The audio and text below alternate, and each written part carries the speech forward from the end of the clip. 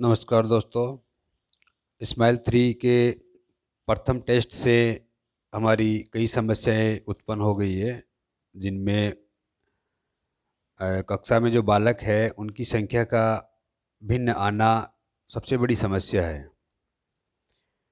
क्योंकि स्माइल 3 में जब हम स्टाफ लॉगिन से लॉगिन करते हैं तो हमारा जो बच्चों की संख्या है वो स्टाफ एक्सेस में, यदि जैसे मान लो आपके 25 बच्चे हैं तो 25 दिखाई देगी, लेकिन जब अब आप अंक भरने जाते हैं तो वह 25 न होकर या तो कम या ज़्यादा दिखाई दे सकती है। ज़्यादा दिखाई देने के भी अलग कारण हैं और कम होने के भी अलग अलग कारण हैं। कहीं कहीं पर ऐसा भी होता है कि जैसे आपकी कक्षा है 25 बच्चों की है और उन 25 बच्चों में ऐसा होता है कि आपके 2 ही बच्चे शो हो रहे हैं और बाकी 23 बच्चे गायब हैं। तो इन चीज़ों के जो क्या रीज़न है और अगर ऐसा हो रहा है तो उसको अपडेशन कहाँ से करें, इसके बारे में जो भी समस्या हैं उसका सॉल्यूशन कहाँ-कहाँ से हो सकता है, इस पर हम चर्चा करेंगे। तो यदि आप चैनल पर नए हैं तो सब्सक्राइब ज़रूर करें साथियों, ताकि आपको ऐसे वीडियो आगे मिलते रहें, और शेयर और लाइक ज़रूर करें अपने साथियों तक, ताकि उनकी भी समस्या का समाधान हो सके। तो आप जब आपके पास ऐसी समस्या है तो सबसे पहले ये देखें कि 2 स्तरों पर आएगी। एक तो छठी से या पहली से 10वीं तक की स्तर है, एक 11वीं-12वीं का स्तर है। तो आप सबसे पहले ये देखें कि समस्या कहाँ आ रही है।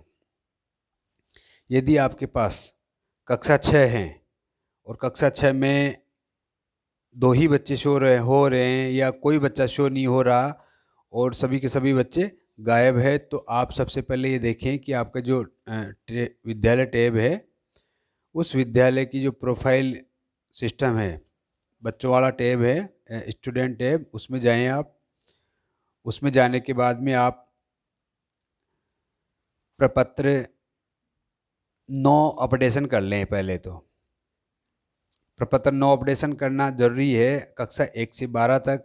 हालाँकि जो बच्चे पहले से पढ़ रहे हैं उनके प्रपत्र में कोई विशेष ज़्यादा अपडेशन नहीं है, लेकिन जो बच्चे नए आते हैं उनका अपडेशन होता है। प्रपत्र 9 खोलते ही उनके रेड क्रॉस लगा हुआ होता है उनके आगे, तो वो इसका मतलब ये है कि उनके प्रपत्र 9 को अपडेट करना ज़रूरी है। जो ऐसा नहीं करते हैं वो गलत है, उनको करना चाहिए। हर साल नए बच्चे आते हैं तो उनका होता है, टीसी से आने वाले बच्चों का अधिकतर अपडेशन होकर आता है, तो उनके टीसी के थ्रू अपने आप अपडेशन हो जाता है, लेकिन फिर भी आपको चेक करना ज़रूरी है एक बार। तो आप जैसे यहाँ कक्षा 6 से 10 के लिए एक है जो तृतीय भाषा है वो बढ़ना ज़रूरी है। तृतीय भाषा 6 से 8 के 10 के लिए प्रपत्र 7 जो है वो अ है। यहाँ पर देखिए प्रपत्र 7 अ, ये प्रपत्र 7 अ है, इसको आप अपडेट करेंगे।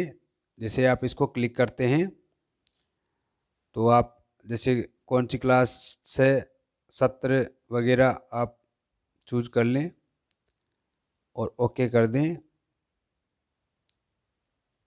आपके यहाँ पर बच्चे दिखाई देंगे। यहाँ पर जो थर्ड लैंग्वेज है वो आप यहाँ चूज करें।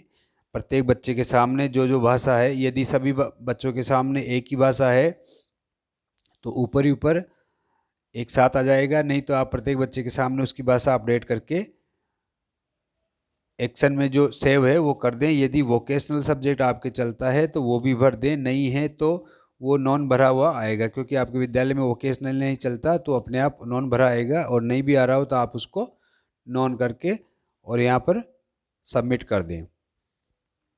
ये तो है छठी से 10वीं तक के तृतीय भाषा से संबंधित विषय। यदि आपके मान लो कि 11वीं 12वीं में ऐसा हो रहा है, क्योंकि अभी जो कक्षा 11 है वो 10वीं से प्रमोट होके आई है, तो एक समस्या ये भी हो सकती है आपके कि आपके बच्चे इसलिए शो नहीं हो रहे कि आपकी जो कक्षा है 11 उसका रिजल्ट प्रमोशन नहीं हुआ हो, तो उसका रिजल्ट प्रमोशन कर लें। और रिजल्ट प्रमोशन भी विद्यार्थी टैब में ही होगा आपका। यहाँ पर आपको ये दिखाई दे रहा होगा रिजल्ट और प्रमोशन।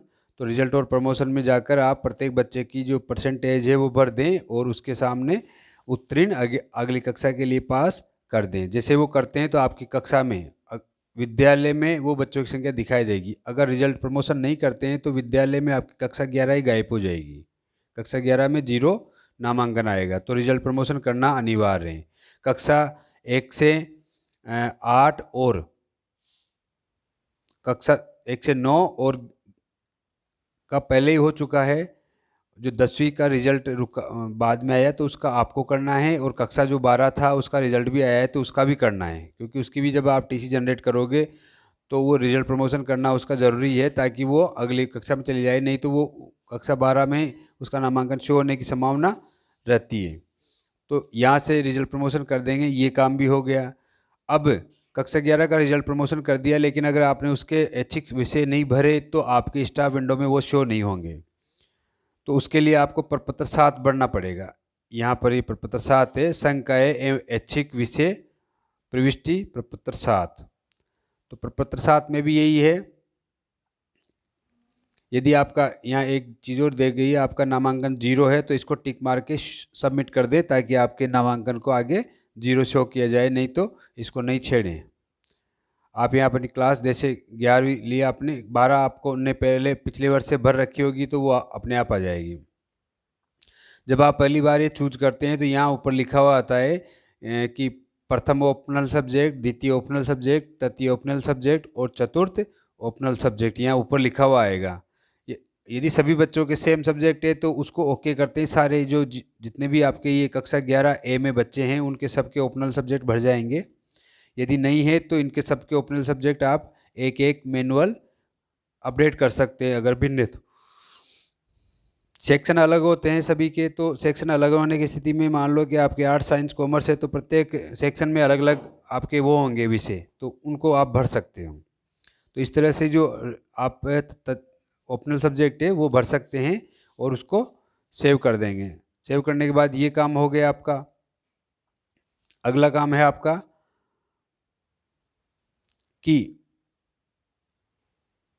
जो आपका रिकॉर्ड है वो आपके स्टार विंडो पे आ रहा है नहीं आ रहा वो चेक कर लें एक बार। तो आप स्टार विंडो पे जाकर चेक करेंगे तो आपका जो स्माइल डाटा है इसमें, और जो दूसरे नंबर की टैब है ये स्माइल टीचर स्टूडेंट मैपिंग, इसमें आप जाकर चेक करेंगे तो यहाँ पर जैसे क्लास वगैरह डालकर आप देखेंगे तो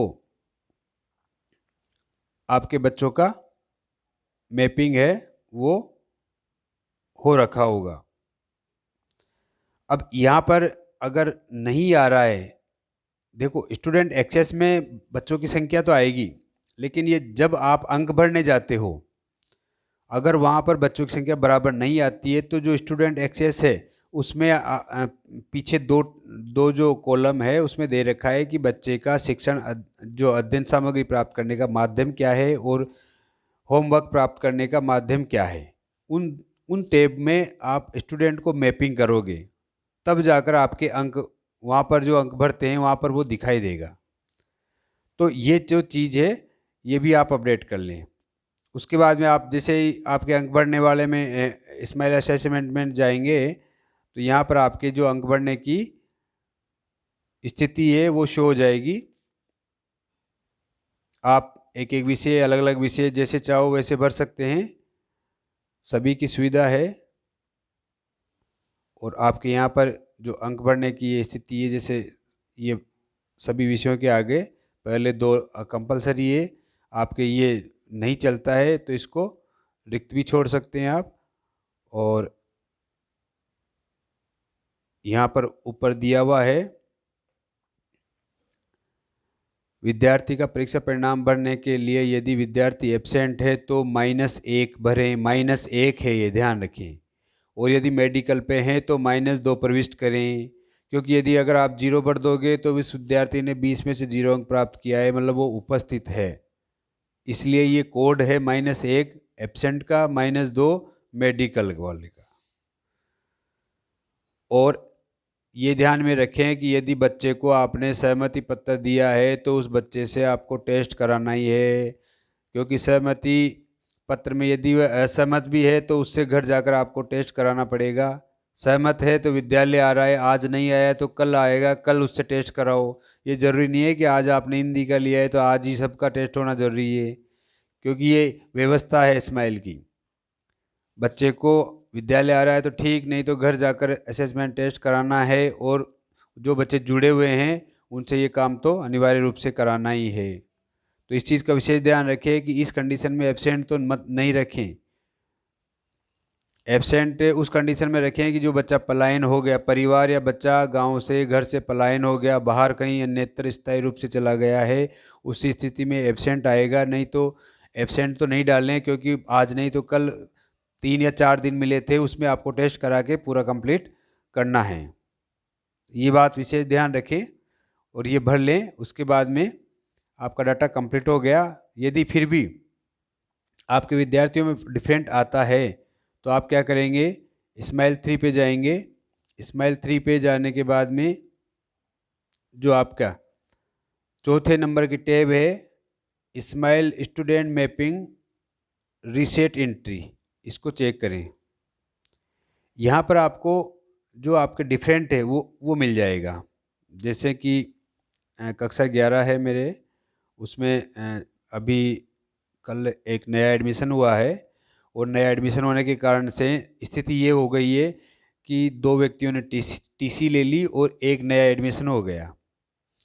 अब यहाँ 2 चीज़ें दिखाई देती है, वर्तमान विद्यार्थियों की जो वास्तविक संख्या है वो, और नीचे दिखाई देगी आपको दूसरे पार्ट में इस्माइल 3 विद्यार्थियों की संख्या, और इन दोनों में डिफरेंट है। अब होता क्या है कि मान लो आज से 3 महीने पहले आपने विद्यार्थियों का इस्माइल 3 में एक्सेस कर दिया, उस समय आपकी कक्षा में 30 छात्र थे। अगर इस्माइल एक्सेस मैपिंग करने के बाद में 10 छात्र चले गए तो आपकी कक्षा में 20 छात्र होना चाहिए, लेकिन वो छात्र आज भी इस जगह बोल रहे हैं। इस्माइल जो 3 विद्यार्थी है उसमें आपके छात्र 30 ही बोलेंगे। इसका कारण क्या है कि आपने उसको अपडेट नहीं किया। रीसेट करना ज़रूरी होता है। अगर विद्यार्थी चला जाता है तो रीसेट ज़रूर करें। आने वाले का तो सीधी सी बात है कि वो आएगा, हम एडमिशन देंगे, एडमिशन देने के बाद में वो हमारी स्टूडेंट लिस्ट में शो हो जाएगा, और हम हमारे स्टाफ विंडो पर जाकर उसको एक्सेस मैपिंग में, स्टूडेंट एक्सेस मैपिंग है वो कर देंगे। वो करते ही हमारे इसमें लिस्ट में वो जुड़ जाएगा। लेकिन जाने वाला विद्यार्थी एक्सेस हो चुका है, अब वो चला गया, लेकिन एक्सेस की लिस्ट में वो दिखाई देगा, तो उसको रीसेट करना ज़रूरी है। इस स्थिति में अगर आप रीसेट नहीं करते हैं तो आपका नामांकन भिन्न भिन्न होगा। जैसे यहाँ पर देखिए 32 नामांकन है विद्यार्थी के इस्माइल एक्सेस का, और ऊपर वास्तविक नामांकन देखिए 33 है, जबकि 2 बच्चे इसमें नए आ चुके हैं तो 35 होना चाहिए, लेकिन एक बालिका का टीसी कट गई है तो 34 हो गए। इस आधार पे 34 होना चाहिए। 2 नए आ गए तो 35, एक बालिका की टीसी कट गई 34, और एक की और कट गई है, 2 की टीसी कट गई है, तो वापस 33 नामांकन सही है। ऊपर का नामांकन तो सही है, लेकिन नीचे वाले में अभी जो नए 2 बच्चे आए हैं वो नहीं जुड़े हैं, और ये जो 5 नंबर है, इस बालिका की टीसी जारी हो गई है तो इसका नाम हटना चाहिए। तो जब हम रिफ्रेश करेंगे तब ये हट जाएगा, और वो 2 जो बच्चे हैं वो इसमें जुड़ जाएंगे। तो 32 में से 1 हटेगा, 2 जुड़ेंगे, 33 हो जाएगा, और ऊपर जो हमारी लिस्ट का वास्तविक नामांकन है वो भी यहाँ 33 है। तो इस प्रकार जब रीसेट करते हैं तो इनके जो डाटा है वो सही हो जाते हैं। तो आप भी अपनी विद्यार्थियों की संख्या देख लें शाला दर्पण पर, और उन्हीं के अनुसार आप अपने एक्सेस करें। यदि एक्सेस में और विद्यार्थियों की वास्तविक संख्या में डिफरेंट है तो रीसेट करवा लें। ये तो है विद्यार्थियों की संख्या का रीसेट। एक रीसेट है कि जैसे आप इस्माइल 3 का डाटा भरते हैं और उसमें कोई समस्या आती है तो आप इस्माइल असेसमेंट से रीसेट कर सकते हैं। यहाँ जो आप वहाँ भरते हैं आपका डाटा डिफरेंट होता है, तो डिफरेंट होने के कारण यहाँ से आप उसको भर सकते हैं। जैसे मान लो कक्षा 3 है और ये डाटा है। अब यहाँ पर जो ये जो बच्चे हैं 27 शो हो रहे हैं। अब देखिए करंट स्टूडेंट, यहाँ ये करंट स्टूडेंट है, 27 शो हो रहे हैं और स्टूडेंट इन रिजल्ट, इन्होंने रिजल्ट भर दिया है तो इन्होंने 27 का ही रिजल्ट भरा है। यदि यहाँ पर भी भिन्न भिन्न संख्या आती है, दोनों में 27 न होकर, यानी कि जो भी आपकी वास्तविक संख्या है उससे भिन्न आती है, तो आप रीसेट कर लें और दोबारा भर लें, क्योंकि हो सकता है वहाँ एक बार नंबर बढ़ने के बाद कोई किसी को आप एक्सेस से मैपिंग करो तो उसका एक का नंबर बढ़ने में नहीं आए, तो हो सकता है आपको रीसेट करना पड़े। अगर उसका मैपिंग करने के बाद आ जाता है तो दिक्कत है ही नहीं। तो इस तरह से आप जो आपकी मैपिंग है वो कार्य कर सकते हैं। इसके अलावा संख्यात्मक अगर भिन्नता आए तो आप जो स्माइल 3 है उसके मैपिंग रिकॉर्ड में भी आप देख सकते हैं। जैसे स्टूडेंट मैपिंग है ये आपका फर्स्ट टैब, इसमें आप देख सकते हो कि कितनों का मैपिंग हो गया और कितनों का बकाया है। जैसे कक्षा 11 है, कक्षा 11 में ही मैं देखूं तो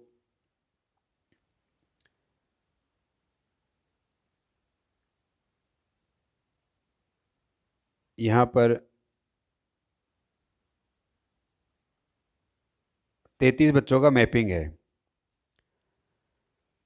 तो 33 बच्चों का मैपिंग है तो जाहिर है कि मैपिंग की स्थिति यहाँ देख सकते हैं आप, किस किस का मैपिंग हुआ किसका नहीं हुआ। और अधिक संख्या देखना चाहते हैं तो जो रिपोर्ट है उसमें देख सकते हैं access detail, student access detail में देख सकते हैं आप आपकी जो कक्षा है। यहाँ संख्यात्मक सूचना आएगी कि आपके कुल विद्यार्थियों की संख्या 33 है, ये यहाँ 32 है, इसका मतलब मैपिंग की समस्या है, मैपिंग में भिन्नता है, तो जाहिर है कि आपको रीसेट करके मैपिंग कर लेना चाहिए। तो इन चीज़ों को देखते हुए आप उसको अपडेट कर लें। यदि आपके सब्जेक्ट नहीं आते हैं तो प्रोफाइल अपडेट करें, प्रोफाइल में जो आपके सब्जेक्ट शो नहीं हो रहे तो उसकी प्रोफाइल अपडेट करें और इन चीज़ों को अपडेट करने के बाद पूरा काम करें। प्रपत्र 5 भी अपडेट कर लें, यदि उसमें कोई भिन्नता है तो वो चीज़ देख लें आप। नए विद्यार्थी आ रहे हैं तो उनका प्रपत्र 9 भरा हुआ होता है, लेकिन फिर भी एक बार उसको खोलकर चेक कर लें।